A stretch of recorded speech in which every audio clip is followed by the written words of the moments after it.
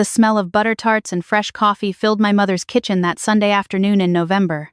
Outside, the birch trees in the backyard had already dropped their leaves, and a thin layer of frost crept along the edges of the window panes.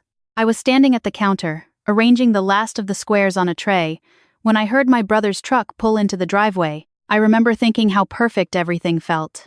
My brother had been away for 8 months. He'd told us he was in Fort McMurray, managing a major pipeline project for an energy company out of Calgary. He'd sent photos: hard hat, high visibility vest, the flat Alberta horizon stretching behind him. My mother had printed one and put it in a frame on the mantel, right beside my parents' wedding photo. She was so proud of him. We all were. He was 32. He'd always been the ambitious one, the one who left our small town outside of Guelph to chase something bigger. While I'd stayed close to home, finished my nursing degree at the University of Guelph, married David, and settled into a quiet life in Kitchener, my brother had always been somewhere else. Always building something. Always moving forward. At least, that's what we thought. David was already in the living room with my father when I heard the front door open. My mother rushed past me in the hallway, her socks sliding on the hardwood. I followed, drying my hands on a dish towel. My brother walked in with a wide smile and a bottle of Ontario ice wine. He hugged my mother for a long time, shook my father's hand. He looked healthy, tanned in a way that didn't quite match a Canadian November. He smelled like the same cedar cologne he'd worn since he was a teenager. David stood up to greet him and they shook hands the way men do when they're still figuring each other out, firm, brief, a little careful. David and my brother had always been polite to each other, but never truly close. I'd always thought it was just a personality thing. David is quiet, measured, the kind of person who thinks before he speaks. My brother had always been the opposite. We sat down to dinner about an hour later. My mother had made tourtière. Even though we're not Quebecois, she'd picked up the recipe from a neighbor years ago, and it had become a family tradition every time we had something to celebrate. There was squash soup, fresh rolls, a Caesar salad. My father opened a bottle of red from the Niagara Peninsula. Everything was warm and easy, the way a family dinner should be. My brother talked about the project timelines, the camp they stayed in, the cold snaps in October. He was detailed, convincing. My mother asked questions and he answered all of them smoothly. My father nodded along, clearly proud. I was reaching for the bread basket when I noticed David. He was looking at my brother with an expression I'd seen before, but couldn't immediately place. Not unfriendly, not alarmed, just still, like he'd heard something in the distance that no one else could hear. He was holding his wine glass but not drinking. His eyes were steady. My brother finished a story about a near miss with a piece of heavy equipment, laughing as he described it. Everyone at the table laughed with him. David smiled politely and took a sip of his wine. He didn't say anything. Later that night, after my parents had gone to bed and my brother was watching the hockey game in the living room, David and I stood in the kitchen doing the dishes together. I was washing, he was drying. The house was quiet except for the sound of the game coming through the wall and the occasional crack of the radiator. He waited until the water was running before he said anything. Some of what he said at dinner doesn't add up, David said quietly. I turned off the tap. What do you mean? He set down the dish towel and leaned against the counter. The project he described, the timeline, the scope, the location. I looked it up a few months ago when he first mentioned it. There's no record of a project like that registered with the Alberta Energy Regulator. I checked again tonight on my phone. I stared at him. Maybe it's just a different name. These things get filed under. I know how they get filed, he said. He wasn't being unkind, just factual.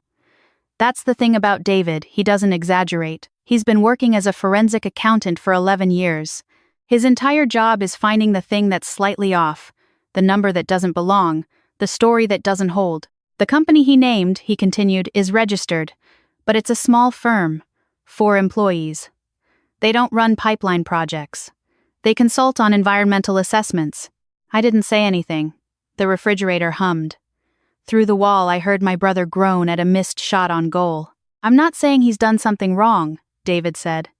I'm just saying I don't think he's been where he says he's been. I went to bed that night and lay there in the dark in my parents' old guest room, staring at the water stain on the ceiling that had been there since I was a teenager. I told myself David was probably mistaken. He didn't know everything about the energy sector. Companies used holding names, shell registrations, all kinds of structures. There was probably a simple explanation, but David doesn't say things like that unless he's already done the work. I didn't sleep much. By 2 in the morning, I was lying on my side watching the shadows of tree branches move across the curtain, and I made a decision that I wasn't proud of. I decided not to ask my brother anything. I decided that whatever the explanation was, it was his business, and I would leave it alone. I made that decision and held on to it for exactly 3 days. On Wednesday afternoon, my mother called me. She was at the bank. She'd gone with my brother to add him back onto the joint account they'd removed him years ago when he moved away, just for convenience. And now that he was back, she wanted things to feel like family again. She wanted him to be able to transfer money for groceries if he came by, help with bills while he was staying in the area for a few weeks, before the next project started. The woman at the bank had flagged something. My mother called me from the parking lot, her voice strange and flat. She asked me to wait, my mother said. She went to get the branch manager. I don't know what's happening. Your brother stepped outside to take a call. I told her I'd come. By the time I got there, my brother was back inside and everything on the surface looked fine. They'd sorted it out, my mother said. Some issue with his identification that was just a processing error. Nothing serious. She believed him completely. She looked relieved. She bought him a coffee at the Tim Hortons in the lobby, and they sat together at one of the small tables, and I watched him talk to her, and I thought, he's very good at this. That evening I called David from the driveway, sitting in my car with the heat running. I need you to look into it, I said. Properly. He was quiet for a moment. Are you sure? Yes. He didn't ask me anything else. He just said he'd call me tomorrow. He called me the next afternoon while I was on my lunch break at the hospital. I stepped into the stairwell, the heavy door swinging shut behind me, and I stood in that gray concrete space and listened to my husband tell me what he'd found. My brother had not been in Fort McMurray. His SIN number had been flagged twice in the past 18 months, once in connection with a failed credit application in Vancouver under a slightly altered name, and once in a background check run by a property management company in Toronto. He had outstanding debt totaling just under $60,000, a combination of a personal line of credit, 2 credit cards, and a private loan from someone David couldn't fully trace. He had been fired from his actual job, a mid-level project coordinator position at a small engineering firm in Hamilton 14 months ago. His LinkedIn profile, which he updated periodically, was fabricated. The certifications listed on it didn't match any provincial database. He had been building a version of himself that didn't exist. I sat down on the concrete step in that stairwell, and I stayed there for a long time. The door above me opened once, and a colleague looked down and asked if I was okay, and I said yes. I just needed a minute. She left and the door swung shut, and I was alone again with the hum of the ventilation system. I thought about every conversation we'd had in the past year. The calls where he told me about the project, the camp, the overtime pay. The photo of him in the hard hat. I realized now I had no idea where that had actually been taken. Or by whom. I thought about my mother's face at the bank, that brief moment of fear before relief replaced it. I thought about the framed photo on the mantel. I thought spider spite in it patter. I thought about how many people love someone who is also lying to them. I drove back to my parents' house that evening. My brother was there for dinner again. He'd been staying in their spare room, which I understood now in a different way than I had before. He wasn't between projects. He had nowhere else to go. I waited until after dinner, until my parents had settled in the living room with the news on, and then I asked my brother to come help me with something in the kitchen. He followed me in, still carrying his coffee mug, and I closed the door quietly behind us. He looked at me. He knew me well enough to know that something had shifted. "Tell me where you actually were," I said. He tilted his head slightly, like he was about to offer an explanation, and I said, "David looked into it. I know about the debt, I know about Hamilton, I know about Vancouver." He put his coffee mug down on the counter. Very carefully, the way you put something down when you're trying not to drop it. The silence lasted a long time. I could hear the television through the door, some kind of panel discussion, voices overlapping. My father laughed at something. "I lost the job," my brother finally said. His voice was different, quieter, like something had come out of it. It wasn't my fault. At first, they restructured the whole division. But I'd already taken on the debt, the line of credit, the cards. I thought I'd find something fast. "And when you didn't?" He looked at the floor. I didn't know how to tell them. Dad had just retired. Mom was so... He stopped. She was so happy about the project. I'd already told them about it by the time I lost the job, and I kept thinking I'd fix it first and then explain. 14 months, I said. He didn't answer. You've been lying to them for 14 months. You took money from Mom twice.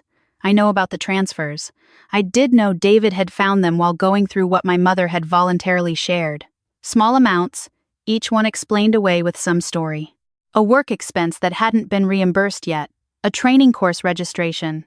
He closed his eyes. I know. You were at the bank 2 days ago. You were trying to get access to their account. I wasn't going to take anything, he said quickly. If there was an emergency. Stop. I put my hand up. Don't. He stopped. I leaned against the counter and crossed my arms and looked at my brother. Really looked at him. And I saw something I hadn't let myself see before. He was exhausted. Not the tired of a man who has been working too hard, but the tired of someone who has been carrying a story that is too heavy for one person to hold. His shoulders were slightly rounded. There were lines around his eyes that hadn't been there 2 years ago. I recognized something in that moment. Not sympathy exactly. Not yet. But the beginning of understanding that the person in front of me was both someone who had done real harm and someone who was genuinely drowning. I said, "We have to tell them." He looked up. "Not tonight," I said. "But this week. You have to sit down with Mom and Dad and tell them the truth. All of it. Including the money. It'll break there. I know what it'll do," I said.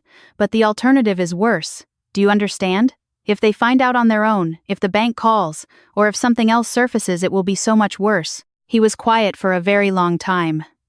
The television murmured through the wall. The furnace clicked on. "Will you be there?" he asked. "Yes," I said. "David too." He nodded slowly. And then he did something I didn't expect. He reached out and picked up the dish towel that was hanging on the oven, handled the one with the little Canadian geese on it that my mother has had for 20 years, and he twisted it in his hands and he said, very quietly, "I'm so tired of it." "I know," I said. That was the most honest thing he'd said in over a year. We told my parents on Saturday morning. I had asked my mother to make sure they were both home, told her we needed to have a family conversation. She'd assumed it was something to do with David and me, maybe news, the good kind. I could hear the hope in her voice when she said, "Of course, we'll be here." We sat at the dining room table, the same table we'd sat at for every significant conversation in our family's history. David sat beside me. My brother sat across from us, his hands flat on the table in front of him. He told them himself. I had asked him to do that not for our benefit but for his and for theirs. Some things need to be said by the person who did them. He started with the job loss. My mother reached for my father's hand about 30 seconds in. My father didn't say anything. He just listened, his jaw tight, his eyes steady. He was a pipe fitter for 30 years. He knows what it is to lose work, to feel the ground shift. But he also raised us to tell the truth. My brother talked for almost an hour. He talked about the shame of it, the specific Canadian shame, he said, which made my father exhale sharply through his nose, almost a laugh, the kind where you don't want to be a burden, where you tell yourself you're just one good break away from turning it around, where asking for help feels like failing at something fundamental. He talked about watching the lie grow larger than he could manage. He talked about the money he'd taken from our mother, and he looked at her directly when he said it, which I think took more courage than anything else in that room. My mother cried. Not dramatically. She just sat there with tears running down her face, holding my father's hand. My father didn't cry. He looked at my brother for a long time after he finished speaking, and then he said, "How much?" My brother told him the number. My father nodded. He was quiet. Then he said, "That's fixable." My brother blinked. "Dad?" I said it's fixable. My father's voice was not warm, exactly, but it was firm in a different way than I expected. It was the voice of someone who had made a decision. Not easy. Not without consequences, but fixable. You understand the difference? "Yes," my brother said. "There's going to be conditions," my father said. He looked at David. "I'd like your help with that. Writing something up. Something formal." David nodded.